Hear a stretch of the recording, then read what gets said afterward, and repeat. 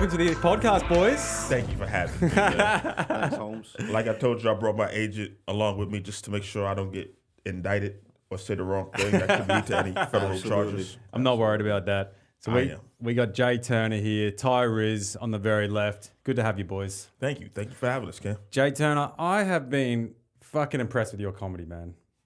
You got no choice but to be, man. I'm out here doing it the correct way. I'm working hard. I've hit the mics for years. I'm always writing. You know, I try to give the audience what they want. I'm big on crowd interacting with the crowd. Mm-hmm. I give them something, then they give me something back, and we just play ping pong. You know what I mean? The first time I saw you was at Broadway Comedy Club. I was watching some friends for the industry room, and you actually fucking murdered. I went up that night. Yeah. Do you remember any of the jokes? I don't remember the jokes. So I never remember. Do you remember people's jokes? I hardly ever remember people's jokes. We see so much comedy every day. It's like impossible. I know, but you remember some. You remember some of the good ones. Well, I remember we were on a show a couple of weeks ago with the boys at the Comedy Shop. We're on the same show. Okay, I don't remember. You don't? Was I there? Are you sure? Yeah. Who You show- headlined what show it, and you did this joke where you asked these two people for them to renew their vows. Yeah. It wasn't really a joke, and then at the end you were like, "That was all complete bullshit. I just made the whole thing up." Yeah. I actually, I've been telling people I married a couple at a show. I'm out here just doing good, service to the people. Yeah, man. Are you married? Yeah, I am. How long you been married? I'm married 2 months. Whoa, 2 months. Holy shit! Yeah, I got married in November. So I moved here in June, married in November, and here to stay. What day in November? I don't know. Hold on. Why didn't I get an invite? I didn't know you. How many people? Hold on, how many people were at the wedding? Like 4 people. 4 We people. got married Damn, at that's sad. Town Hall, City Hall. So it was like a in and out wedding, man. Have you been to City Hall? I've been to City Hall. You're allowed to bring in 2 people or 3 people, yourselves and 3 people, and you need to have someone there as a witness. And so one of them was a photographer and 2 friends, and that was it. You guys are gonna make it. Thank you. If you only had 4 people at your wedding, how many people you think you're gonna have at your funeral? I don't care. I'll be You dead. don't care? I'm just asking. I would have been there, man, and I would have brought my whole fucking posse. Oh, can we curse? I apologize. We can curse. So where are you guys from, and how do you guys know each other? Well, I'm originally from New York City, Jamaica, Queens specifically, and I don't know where you're from. I was born in D.C. I grew up in Maryland. Nice. Yeah. We met each other through comedy. Beautiful. Yeah. One of the first people I think I met when I moved out here a few years ago. Hell yeah. Yeah. And give me both your comedy like conception stories, like how you got into it like the first time. Well, me, I was just bored, and I just walked into an open mic. Had about 9 beers, went on stage. It was a disaster. But I felt like I did good in that moment. Like just being able to go up there, you feel a certain level of accomplishment. And we always think we're better than we really are, no matter how good we probably will ever get. So I felt good, and then I just kept doing it. I'm going to be honest, when I first started doing it, I was nervous around the other comics, but I liked going on stage and the attention of talking in front of people for 5 minutes about whatever nonsense is on my mind. And would you always have pre-written stuff, or was the first time, was it pre-written, or would you just went up there and just blurted out? Oh, well, see, after that first time, I liked it so much that I believe I didn't do it for like a month. But then I started taking a comedy class. I actually signed up and took a Laughing Buddha comedy 6-week comedy class. Are they good? I mean, those comedy classes are pretty expensive, so It's like $500-$600. yeah, they're like $500, $600. So even if you may not necessarily learn anything in it, but you spent that money, so that gives you the incentive to like go to mics and keep going, no matter how horrible of experience you have, because you fucking got $500 invested in it. You know what I mean? Yeah. Oh yeah. So I started. It's a suggestion from my mom. She knew that I was going down a peculiar path, even while I was in college, and she knew that my mind was really like other places. So she just would suggest, why don't you try acting? Why don't you try these different things that you think that she thought that I would be good at? You know what I mean? So then eventually I started writing jokes in my notepad one day on my phone, and then I still hadn't done comedy. Then I went and visited my family in D.C. because I was out of town. And then my cousin was like, yeah, I know this mic spot down the street. This place called Jackpot. And I went down there. It was down the street from my aunt's house over in Gallery Place. And I went down there and did a mic. It was Martin Amini and DJ Bo that were hosting it. I think Silver City Productions. And I actually I did decent. They loved me. It was cool. No, I really did. You know how I know I did decent? I believe it. You know how I know I did decent? Because I remember that was the best performance I had for like a year and a half. Wow. After that, I was I just went, I was like, oh, that might have been like a 7. Then it went down, the next one was a 6. Then I was stuck in 1 to 4 for like a long time. Yeah, but that was really about it. That's a hard place to be too, and to keep trotting through that when you know, like I've had, I think before Christmas, like I feel like I was going through like a massive writing block. I just couldn't get anything out that I liked, and I was getting fucking frustrated. And I was like, what is going on? And I was stuck in this just poor momentum, slow momentum, and that's hard. So if you're saying you're in that for like a year and a half. Yeah, I mean, you kept going. I mean, probably like a longer than that, really. But yeah, I just wasn't. And then I was taking advice before I was done experimenting with who I was on stage, and and it wasn't necessarily bad advice, but the way that I was applying the advice, I was taking it too whole. I was taking it in as like that's who I should be instead of taking little bits and pieces of it, and it kind of affected my performance a little bit. I was trying to be something that I necessarily wasn't. You know what I mean? But then after a while, you just. Moving to New York these last few years really erased and sped all that up, honestly. Being around actually funny people on and off the stage, like Jelon. So it kind of, you know. What about you? What's your comedy origin story?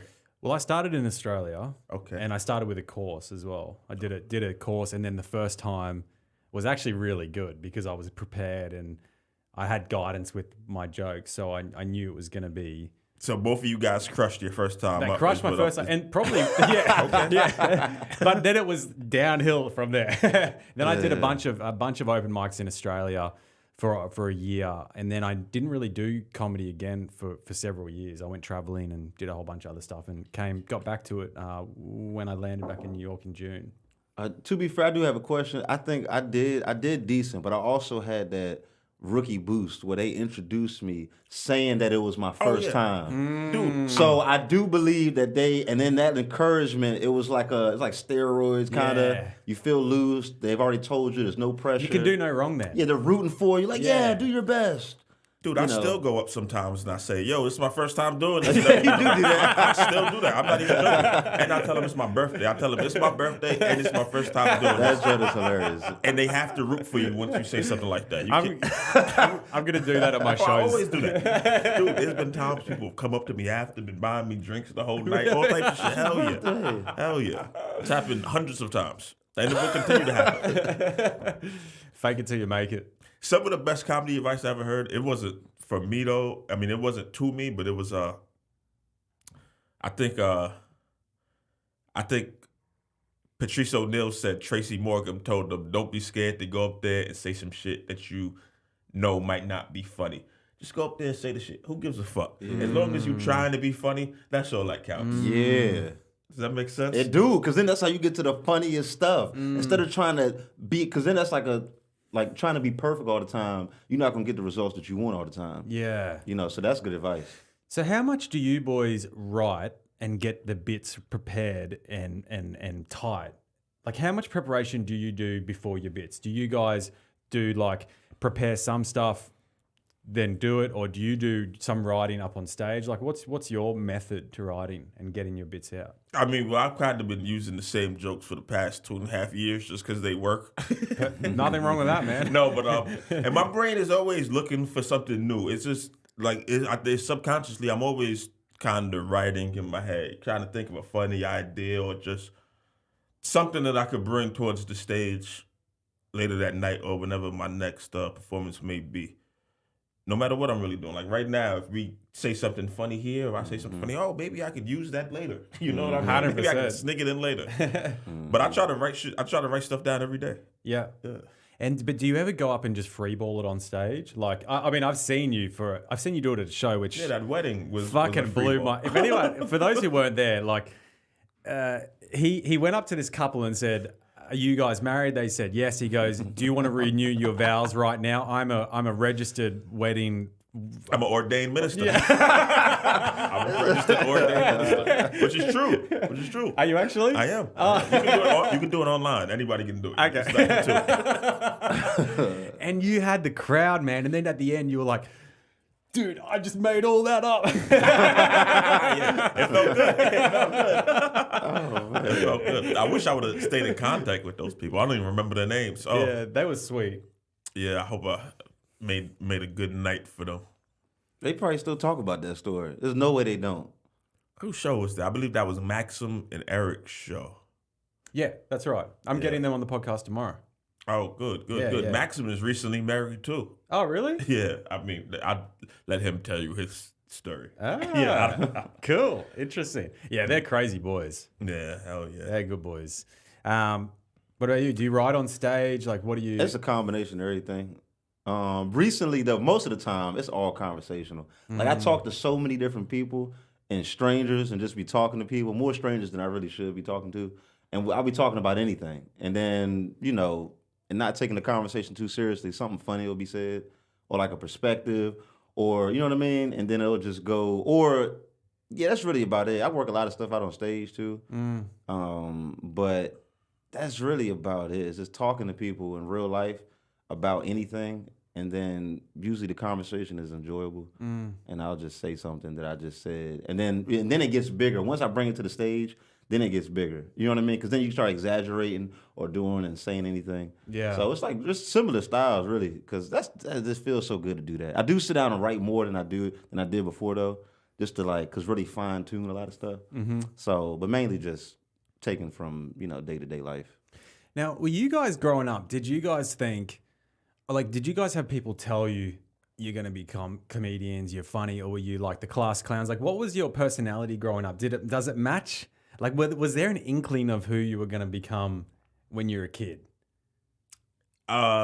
Due to drug and alcohol abuse, I don't have many memories from my childhood. But people have reached out to me and told me I was always funny, but I don't remember seeing it. But I remember always being like an asshole, and somewhat of being an asshole, there's some funniness in that if you could pull it off.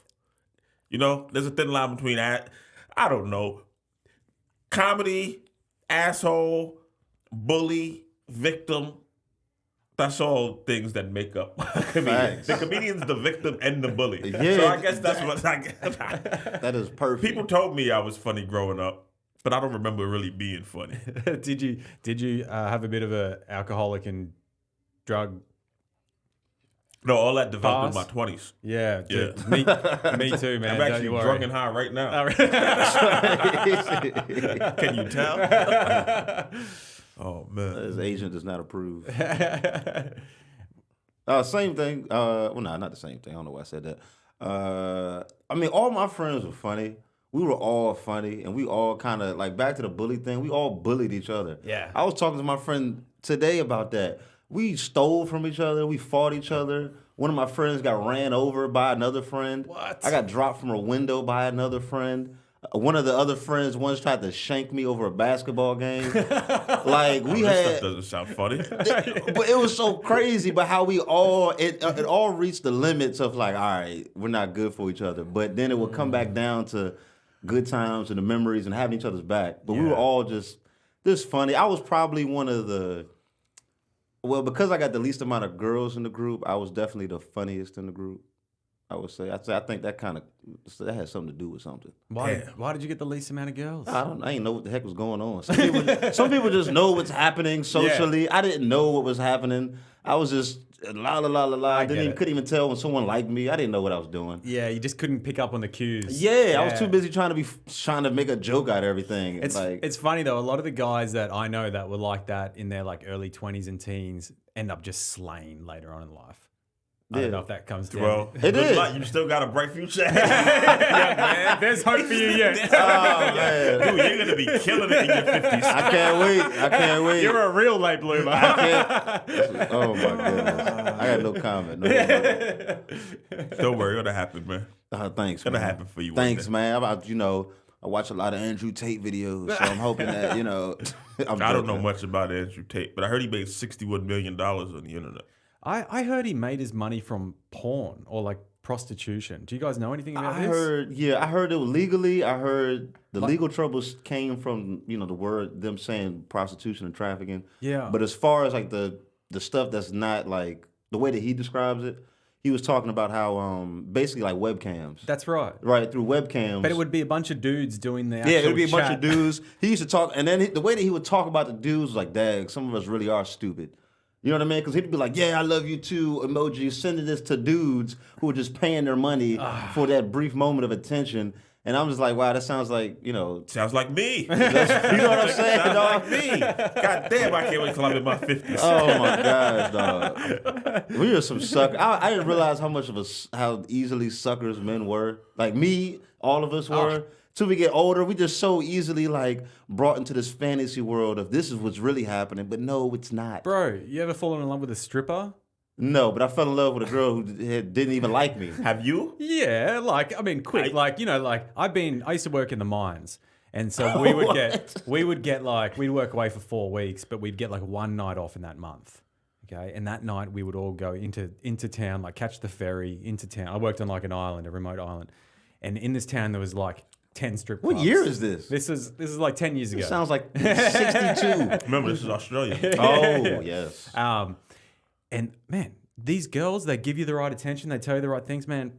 You're in love. You start giving them your money. You give them the deeds to your house. I mean, that's the trick they play. I'm surprised they even. Oh, I guess that's worldwide. They know how to do that anyway. Oh yeah. And because men are susceptible to quote unquote loneliness. Yeah. Because especially all that work and pressure to succeed, and then you secretly every human wants somebody or some type of partner or somebody. You know what I mean? So you combine that, and then all it takes is a little shoulder tap. How's your day going? Stripper?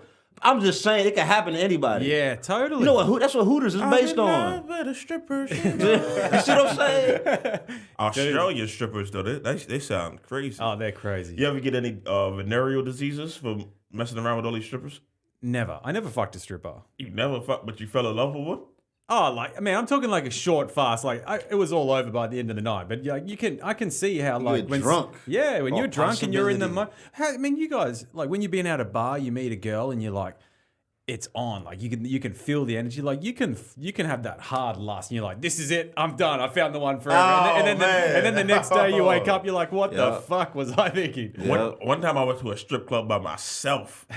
I ate some Molly and I went to a strip club by myself. Dangerous. It's called Rivieras in Astoria. Rivieras? Yeah, that was the name of it in Shout Astoria. out. And I don't know. I guess thought it was on Molly. I was feeling good. All the girls were showing me mad love because I was in there by myself. I think I was probably like 22 at the time. I had a table full of drinks. The lights come on. I'm like, I'm not finishing. I'm not leaving till I finish my 6 beers that I had that are all halfway drunk for some reason. Yo, they ended up tossing me out of that shit. All the love didn't protect you. Right on the sidewalk, flat on the street. For real? Yeah, I was. Like you failed? Like they Dude, pushed I'm you? still gonna go back there and punch one of those bouncers in the face, even if it wasn't. As your agent, I don't advise you. Do it. I advise you to do Don't it. sip water at the same time I'm sipping water. I picked mine up first. Don't do I that. picked mine up first. I Guys, just took a little longer. We can all do it at the same time, Nah, right? that's affecting my masculinity. It's Saratoga still. It's Saratoga. You know, So, boys, we're in the comedy world, all right? We're fucking doing this. We're trying. What's the next step, boys? Where are you going? I don't know where you're at because I only literally met you today. But JT, you're killing it. You're going hard. Are you going to start doing some tours soon? Are you entering festivals? What is your progression forward or pathway forward? Have you got anything mapped out, or are you just sort of taking it as it comes? Well, this year, I want to enter some festivals. Maybe win a competition or two. yeah. Next year, I want to start going on the road more. I'm actually going to Connecticut tomorrow for my first out of state. Oh yeah. Gig. Nice. It's gonna take like 3 hours to get there. I'm probably only gonna get like $75, but Are you catching the train there? no. A group of us are gonna drive up there. Nice. Yeah, so hopefully it goes good. I might have some family and friends in the audience. It'll be like the first time I'm performing In Connecticut? In Connecticut, yeah. Wow. So yeah, tomorrow is gonna be a doozy. I'm gonna be honest. I'm changing a lot of my set because I don't want to do some of the material that I would normally do in front of people I know. Are you just worried about judgment or? Yeah. The audience don't know you though. The audience don't know me, but if I know 10 people there, I'm not gonna say. I don't want to say like anything too risque. Yeah. You know what I mean? Well, it's like family, or like. So like when I was fucking my mom and my ass and my sister, yeah, you don't and she wanna said, do "What that." the hell? Where's your cousins at?" Oh my Shit like goodness. that. You know what I mean? You know my set. You know my Yeah, act. You know my act. Yeah. What's that joke? That famous joke? Let's see if we can do it right now. Do you know the aristocrats joke? No. Do you know the aristocrats joke? No. All right, so we can't do it. Damn. Hey, if you watch it, look up the aristocrats joke and make one up on yourself. It's very fun. Okay. It's basically the Check one it a family of four goes to a talent agency. I'm riffing off the top of my head. A family of four goes to a talent agency, Okay. and they walk in, and the talent agent or whatever is like, "All right, so guys, let's see your talent." So all of a sudden, the dad stands up, pulls his dick out, slaps the mom in the face. She falls down, but when she falls, she actually happens to fall on the son's dick, who just came out of the daughter's pussy. And her ass is in the air wiggling. And then next thing you know, a pit bull walks in, bites the woman in her vagina, and then the fire alarm goes off. Next thing you know, Mayor Rudy Giuliani pops up. He's a mayor from the 90s, New York. Saved New York City on 9/11. He pops up, and guess who he's with? Donald Trump, and they give the whole family a pardon. And next thing you know, that family's on CNN doing the hokey pokey. That was a bad version of the aristocrat joke, but it's a famous joke that everybody should check out. How did Mayor Giuliani save the city from 9/11 when it happened? He pulled baby Jesus out of the rubble. Oh, you need Jesus. Were you guys here in 9/11? How old are you guys? Yes. No, I'm 33. I was in. You're 33. Yeah, I'm in I'm DC. 20. You wish. What do you mean I wish? You gonna age me? You can't age me. That's I am. fucked up. I'm 20. He has a rare disease called drug and alcohol abuse. It's like- I've had that. Free P. Diddy. No, I'm joking. As your agent, I would advise against making that statement. He That was a he joke. might be innocent, guys. As your Guilty agent, until proven guilty. I think that's kind of the way it is in this country, isn't it? Or any country. Well- if it's sexual, some sort of sexual harassment or sexual crime, or if you're black. yeah. Donald Trump got convicted not convicted. He got accused. Well, they actually said he did it. He sexually abused him. He laughed it off. And he Like laughed it literally. off. Like he actually never even spoke about it in public. I've never heard him speak No. about that. He said, "Yeah, I did it. So what?" Really? No, he didn't. Say that. He didn't say that. Have you ever been arrested? Yeah, I have. what? I got arrested for drink driving. That's Oh, it. that's tough. In Australia? Yeah, that was in Australia. Oh, okay. Damn, man. I was naked. You were naked too? Yeah. That sounds like some Australian. What kind of life? A coal mining, stripper loving, naked drunk driver. I wasn't coal mining, it was gas, oil and gas. Oh, wow. You were driving around drunk and naked. I had a girl with me. Was she naked? Yeah. We're both naked. Ah.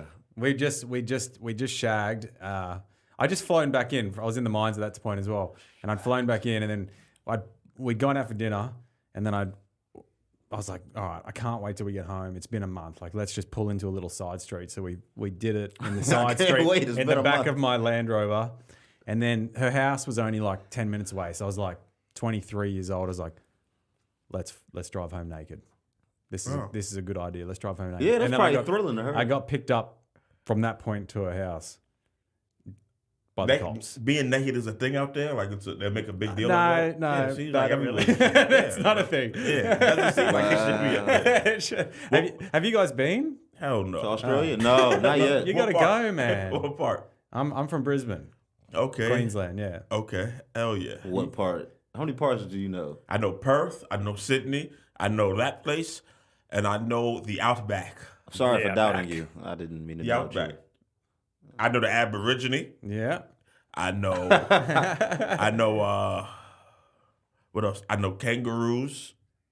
I hope that's not offensive. I'm just saying everything I know about Australia. Nothing's offensive. Koala bears. I heard the dingo ate my baby is offensive. No, Oh, it's not. not at all. Oh, okay, never mind. No. Okay. Maybe Koalas? for some people, I don't know. But does everyone know that? Like, my dingo stole my baby. I think it happened from a real story. Like It happened, Yeah, legit. somebody a dingo. You know, she went to jail, so they thought that she made it up. They thought that she actually murdered her own child, and then she went to jail. I don't know for how many years. I was about to say because that would say they would have to find the baby in order for her to be released. Yeah, I don't think they ever found the baby. So how did they? What? So then she really couldn't. She had a bad lawyer. She then. couldn't prove. Well, what do you do? But I believe she was. I mean, not many people go out to kill their own baby, and I think these two in particular. You'd be surprised how in America you see them Yeah. stories a kill lot. their own babies. Really? Yeah. The best way to do it: throw them in the microwave Good for lord. 4 minutes. I think the washing machine's a better way. Well, everyone has their own preferred methods of getting rid of a baby. Jesus Christ! Not been joking, by the way. Save Everything the we're saying babies. is jokes. Save the babies. How do you guys deal? Like, did you guys ever? Was the school shootings a thing when you guys were in school? Is that a more recent thing? Columbine. That was the first one I heard. That's the first time I heard of it. Were you in school then, or was that? I think that happened like in It happened in 1999. Yeah, it was right around The yeah. Matrix came out. you They tried to definitely blame the movie. The 'Cause Matrix? They blame a lot of pop. Early days, they used to blame a lot of pop culture for it. No, So- the Matrix 100% had to do with that. No, it didn't. Yes, they had to. dressed up like the Matrix. That doesn't mean. Yes, that No. means Did that they is actually a- dress up like? Yeah, the they Matrix? had long black trench coats and walked in there with guns, and the it was trench really coat bad. mafia. You can't blame a fucking movie, though. Dude, all of this shit that happens now with all of this violence is a direct impact of Grand Theft Auto. I swear to God, I'm not even making that up. Do you really believe that? Hell yeah, I believe that. All these crazy mass shootings, this shit wasn't happening before Grand Theft Auto came out. This shit wasn't. There was that one Columbine incident, and then nothing happened for like 5 years. The next thing you know, Grand Theft Auto 3 comes out. 2 years later, it's motherfuckers are shooting everything up. Have you ever played Grand Theft Auto? Yeah, it's wild. What's the whole point? That's what people are doing. Yeah, They're you shooting literally shit. you That's true. kill prostitutes. I was gonna blame- steal cars. I The was gonna- Matrix is another I part. was gonna blame the medicine and the fact that the more parents, all right, not to get too deep, but the more your parents have to work, the less they have time to actually parent you, and then you let media raise your kids. You know what I'm saying? And then they're getting diagnosed by the schools and teachers, and then you have no choice. But well, maybe I should consider that. Now they're on medicine, and now and then you're still at work. So that's all I'm gonna say. You shouldn't really have both parents working 40 No. hours a week. Well, they used to in the 60s and 70s. You used to be able to raise a family of one wage. Like that was a common thing across all the Western countries. gone. Now, no way. That's impossible. No way. No, that's impossible. Yeah. No. I got a friend who's in a throuple. Good lord. She's married to like 2 other people. Dudes? It's 2 girls and a dude. So that dude has 3 wives. he's got 2 wives. 2 wives. This is Two back- wives. This is back home. So right? this is home. So his legal his out there to do nickname that? it's not legal, Oh. but they're doing it. But his nickname's Lucky. Okay, lucky. Yeah. Yeah, that makes sense. Yeah. Good name. And but financially, that makes a lot of sense. What do you right? mean? 3 wages coming in each week. Yeah, but 2 of them only equal to like Yeah. the wage gap. The wage Oh no, gap. she gets paid good. She was an electrician actually. And you get paid pretty good at blue collar jobs at home. Do you think men and women should be paid equally for the same job? Yeah, I do. Oh, it took you a while to answer that. No, one. I had to think. Hear me out. I believe because I'm a union guy. I believe so in union jobs, everyone sort of gets paid the same. But I do believe there is something to say about recognizing experience. So if you've been in a job for 10 years, you should probably get more money than someone that's been 100%. for a year, whether or not you're a male or a female. Yeah. But I've worked with female electricians and they're great.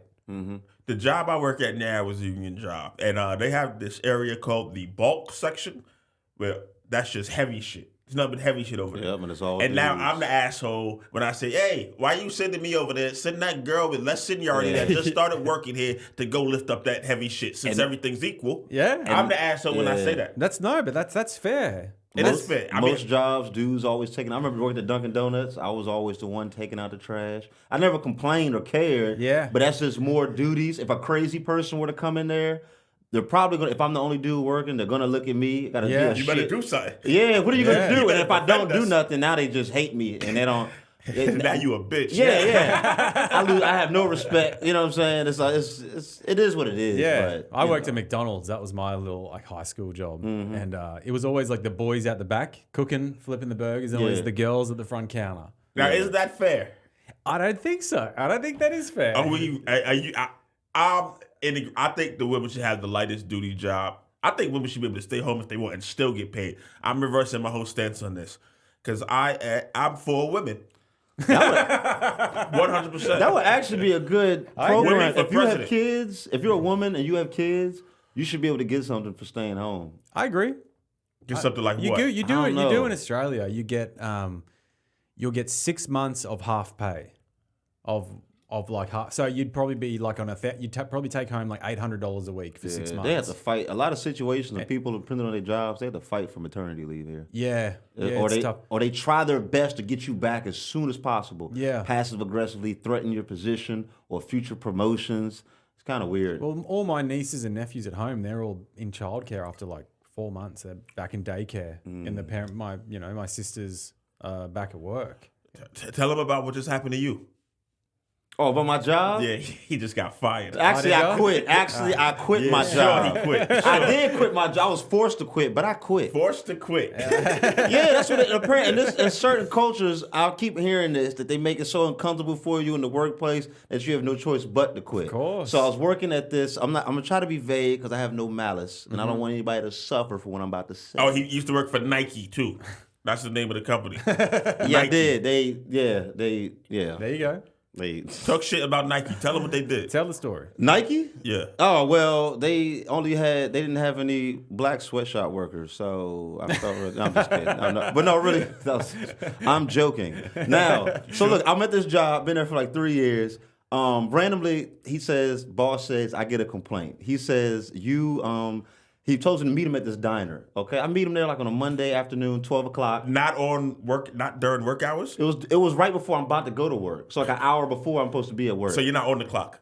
No, not yet. Took up all my time. So yeah, stole time. Okay, and kept my PTO, but we're not gonna say nothing about that. Now look, so I go and meet him. I come in there. Hey, how you doing? What's going on? You want some coffee? Yeah, get some coffee. Yeah. How's everything? It's going good. How's the move? I was struggling to find a new apartment. Found a new apartment. Yeah, my coat. Yeah. What you call that works with us just helped me. Oh wow, that's so sweet of him. This is why he's talking to me. That's so sweet of him. So I got this complaint that says a client says you slammed the door and scared a customer. What? That's what he says. And I'm like, and I don't even I'm like, scared the customer. Like, what do you mean? And then he raises his voice and says, you're scaring me now, Tyrez. This is what he says to me.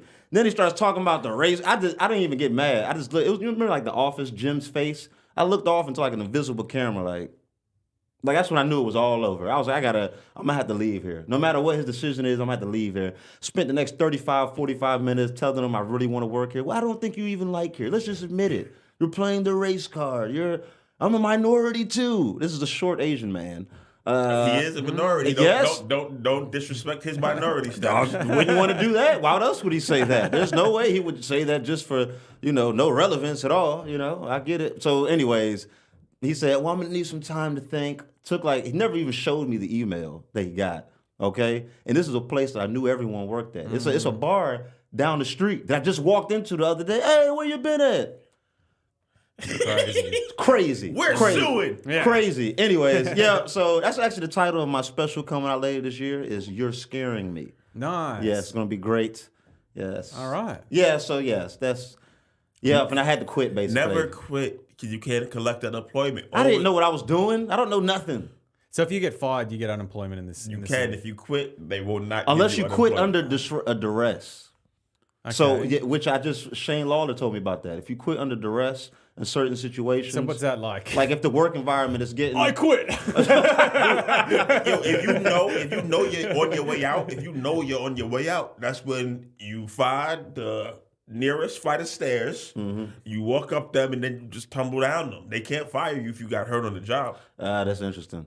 Seriously, they can't fire you. If you get hurt on the job, they cannot fire you. There you go. That's interesting. I got hurt a lot on that job. And who did you tell? Nobody. You went home and Yeah, don't ever play the tough guy at these jobs. They don't really, they care, but they don't really care. No, you need to get a union job. A union job would have set you up at the shop store, and he would have told you everything, the right steps to take. I mean, yeah, most people don't have. I'm interested into learning a little bit about like the union system in America. Have you always been in union jobs, or is it like? Yeah, surprisingly, I've only had 2 jobs. Both of them were union jobs. I mean, do you get whatever your job is? I don't know, but you can tell me if you whatever. I don't care. But is the union job? If you were to do the equivalent of the job you're doing now, if it was non-union, are your pay rates and everything? Is all your benefits better in a union job than in what you would be doing the equivalent of a non-union job? I don't understand the question, but I will tell you this: for years, in my 20s and shit. My goal for about 3 years straight was to be the worst employee in the United States of America. And I swear to God, I fully believe that I accomplished that, and I couldn't get fired because it was a union job. Dude, I've gotten suspended and a raise in the same day. I'm actually on vacation right now for a month. I take a month vacation. There's so much shit going on. But the company I work for, they just got the best. How they label it? The best contract in the history of contracts. Yeah, he doesn't want. You don't want to say the company, do you? No, you don't want to say. Don't mention if it's. Yeah, don't mention it. No, it doesn't matter. It's irrelevant. The fact that you haven't mentioned it says you don't want to mention it. So the reason, what I'm trying to get at with my question is, so I'm in construction at home, and I've done union jobs and non-union jobs, and my take-home pay on a union job is like 35% more than the equivalent job of a non-union worker. Yeah. And I get like overtime is like double time. Every hour is double time. Like better superannuation or whatever you guys call it, 401k. Yeah. Everything's better. Like drastically better. Yeah. That's the idea behind the unions. They other than to union fight dues. to fight for the besides union dues. Yeah. Just fight for the worker. Otherwise these companies will walk all over you and say you're scaring me. Yeah. But the union dues are so small. It's so insignificant when you think about how much more you're actually getting. People at home. So I think like if, say, for example, if I was doing a non-union job at home in construction, I might be on like maybe 110,000 a year. If I was doing a union job in construction, it'd probably be like 160,000. Yeah. Right? The union dues are like $2,000 a year. Like it's nothing if you really think about it. But people still complain about that. It blows my mind. People are gonna complain about anything. Yeah. You know, that's just how the fuck it goes. Yeah, because a lot of times people get let go based off of. Remember growing up, how your teacher could be having like a bad day. But now that we're adults, we get why that teacher randomly was just. It wasn't always the students acting bad. The teacher was moody. So imagine growing up now, you have a boss that's moody. You know what I mean? People you losing your job, and then you have to act. You're really scared, so you try to. You know what I mean? There's a lot of emotionally just letting people go and punishing them. That's when the union, I think, is really helpful. And unions can be weak too. Don't get it twisted. Like they don't always have your best interest in mind. They may be like, all right, I'll sell Cam out and let them fire him. But y'all gotta stop messing with these 50 people over there. They'll like, you know what I mean? Like there's weak unions, then there's strong unions, there's good shop stewards, there's bad shop stewards. Then you gotta understand with a lot of these blue collar jobs where these union jobs, these guys, no offense, are idiots. You know what I mean? Blue collar dudes are idiots. I'm a blue collar guy. I'm not the smartest guy in the world. You feel me? So when we're trying to take a union is basically a group of idiots fighting a big ass corporation. Yeah. You know what I mean? Yeah. That's all it is. That's all it is. It is. And then once you become, this union president, that's a nice suit, but dude, you have a GED. There's nothing wrong with a GED. Okay, so remember those, there was 2 strikes that just happened. One, the main one is that the International Longshoremen strike. Yup. That was a good one. That union is good. That would have destroyed. That could have messed up the global economy. The global economy. They're the guys that are bringing the ships in. Yeah, and the union guy was giving these powerful speeches, and he was older, but he wasn't like old, but he was old so that he had wisdom, and he was standing on business, as they, you know what I'm saying. And then sometimes I feel like the teachers union is kind of weak. Because they don't seem to ever be getting paid enough, but the union, That's true. They seem a little bit timid. Same at home. They're weak as piss. Because they're smart. They're not the tough blue collar union dudes that's gonna stand outside and pick it in the cold. Yeah. But there's a lot of union busting that goes on in my country, and I know in your country as well. Like Amazon are trying to any workers, Amazon unions, they're trying to bust them straight away. Yep, 100%. Starbucks was trying to unionize, and they were busting them. Yeah. I love unions because I love when people come together. Yeah. Like, because we at the end of the day, we do have way more power than people realize. Yeah.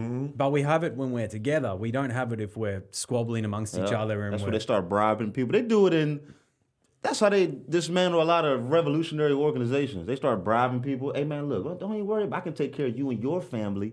All right, I'll do it. Next thing you know, he spilled all the secrets. People getting arrested, and you know what I mean. Like it's just what happens. Like during the pandemic, I remember seeing speeches of this black dude. He was giving a speech about what is essential items, and he pulled down the mask. Dildos are not an essential item. And the next thing you know, he ends up getting fired. And then I didn't really hear too much about the union no more after that. Because he spoke up and he was the face. Said that? Yeah, Why would he say that?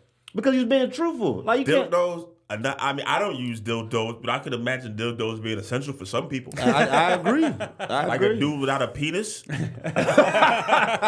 right, actually. That's a good argument. That is a good argument. He needs it. He was sweating watching that interview. See, that's hilarious. See, that's probably that joke. That should be it. There you go. Write that that's down. one. You got a bit. You sound uncomfortable. There we go. But see, I'm trying to move away from material like that. Yeah.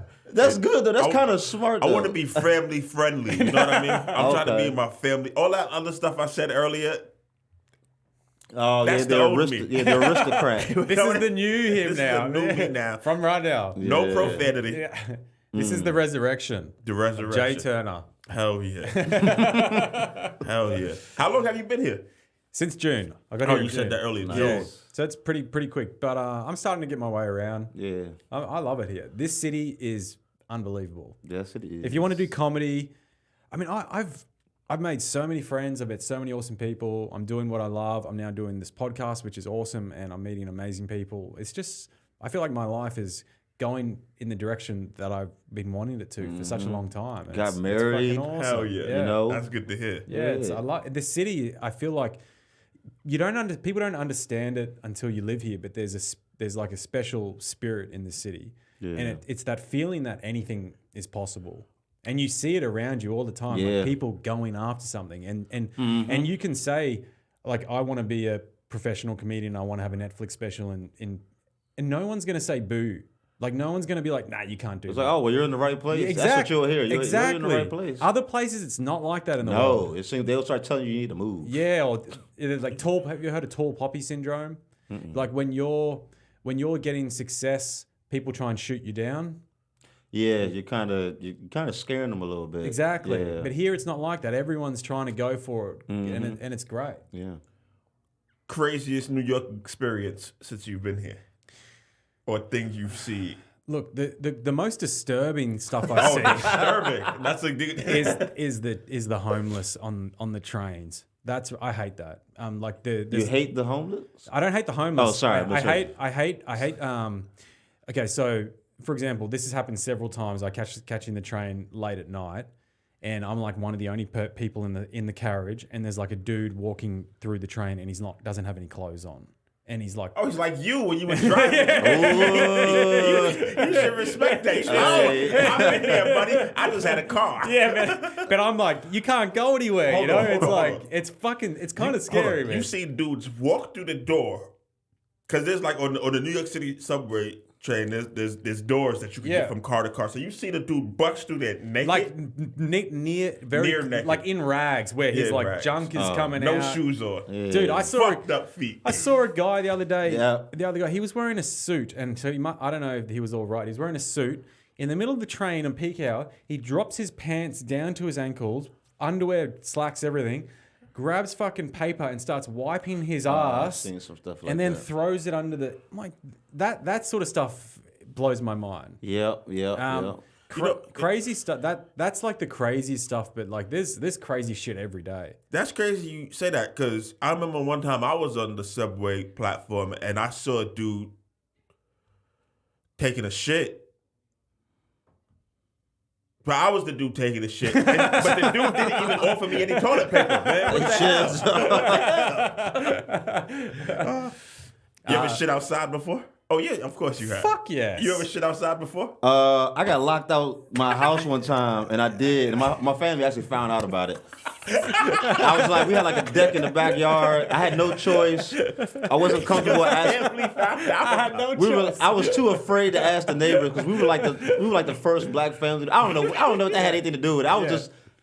It just hit me, and I didn't even have no time to go ask. Yeah. So I took a little dump in between the steps on the deck, and it was found. It was discovered later, and there was there was no way I was admitting to that. So no one ever. They knew it was me, but it was like he never said it was him. So They knew it was human shit. They could tell the difference between human shit and like animal. You could. I think you can. And it was on the top of the steps. It was like it's like you didn't even try to hide it. You just shit in the middle of your own steps and left it there. I think I should have just went underneath the deck. I was tripping. I like stood on. I tried to do like some acrobatic dunk where I was like trying to aim it. Stand and shit. It was like a squat, like back in the day, like the squat, which is actually scientists say is the natural way you should be. I've heard that. Yes. Yeah. Yes. What do you mean? Like you're supposed to be squatting, Yeah, not hunched over in Like a catcher, like you're throwing the catcher. just like that. Yep. That's why when you go to Asia, a lot of the toilets they're just holes in the I've ground. heard about these Asian toilets. The squat toilets. These toilets in Asia. And people complain about them. I love them. I reckon they're great. Why? Because it's easy. It comes there a out. lid? It comes out. No, nothing. It's just a hole. It's just a hole. And what's in the hole? Just It just like you got to get a bucket. Then there's a bucket. There's a tap and a bucket. So once you go, you then like pour the bucket down and it flushes. So that's a job. Okay. You do it yourself, but it's actually great. I never cared. You never looked in and seen someone down there with their mouth open? But man, have you guys been like camping and been like drop toilets when it's just like literally is just a hole in the ground? They're foul. I've never got them shit in a Australia. hole in the ground like that. I've used leaves before. Yeah. Yep. I had to walk to school one day, didn't make it again. Oh, so you been shitting on yourself and outside? Nah, on yourself and outside is two different things. All this is between the ages of 12 and 16, where, you know what I'm saying? And yeah, I was walking through the woods, and I was already late for school, so I left really fast, and then I had to take a dump in the woods, and then, leaves and everything. I just had to go home. After that, actually, I didn't go to school that day. Man, that's happened to me a lot. I was actually on my way to a show a few weeks ago. Gross. And I guess this is how I know I'm getting old, because I farted or something. And then, like... Don't blame that on getting old. This is your bowels. Your bowels. I didn't have enough time to go home. Dude, I did that. That's so gross. So I had to leave the drawers in the comedy club. I went in the bathroom and left the drawers. As your agent, I do not advise you talk about leaving. I made that up. I did dirty drawers. I'm just trying to relate to these Thank you for admitting that you made that up. Sometimes when you gotta go, you gotta go. You gotta go. Especially you gotta, you know what I mean? And honestly though, I grew up, like, I spent a lot of time in Georgia growing up where we'd be outside playing. Ain't no running back to the house. You just go pee by a tree. Yeah, and then that's it. Then you get back to playing. Yeah. You know what I mean? That's how I grew up. Do you and your wife fart around each other? She doesn't. She doesn't? She definitely doesn't. I do, of How course. does she do that? I don't know. What do you mean? She complained about stomach aches a lot. Does my wife? Mm-hmm. No. I was just curious. I think women need to stop being so apprehensive about their farts. Let them out. Yeah, let them out. We like farts. We can relate to it. Farts, burps, armpit odor. Go on a road trip with your lady, and you will see there will be some farting happening. There's no way that she cannot do it. Yeah. It's like that little 5 to 6 hour gap. Especially the American diet, like the food here. Yeah, the food. Okay, don't come here talking shit I about have our never- food. Our food Nah, is you delicious. need to. Talk about it, because they're murdering us. American food's great, but there's fat people in the world, and then there's American fat. Like you guys have some obese motherfuckers in it's this tough. country. It's You think I'm tough. fat? No. Well, the food Thank you. You're a here. very Thank you for handsome saying man. No, that's like I get called fat all the time for Really? some reason. Yeah. well, that's just because that's easy. Because you're the biggest person probably around. A lot of comics are slinky and Yeah. they're like me. They're like lanky and Somebody told me I look like a Ziploc bag full of chocolate pudding. Not too long ago. See, that is so hilarious that it must be true. It was funny. That's true. That You look like a Ziploc bag full of pudding. did that hurt your feelings? Nah, it was at the heckle mic. We used to have this thing here called the heckle mic. I want to do one of these. Great. It's over Gotta now. tell it Can you explain it to me? We got 5 minutes left, so hit me. explain the heckle mic, Yeah. the legendary. Shout out to Sarah. You should Harvard. start one. Basically, I should start one.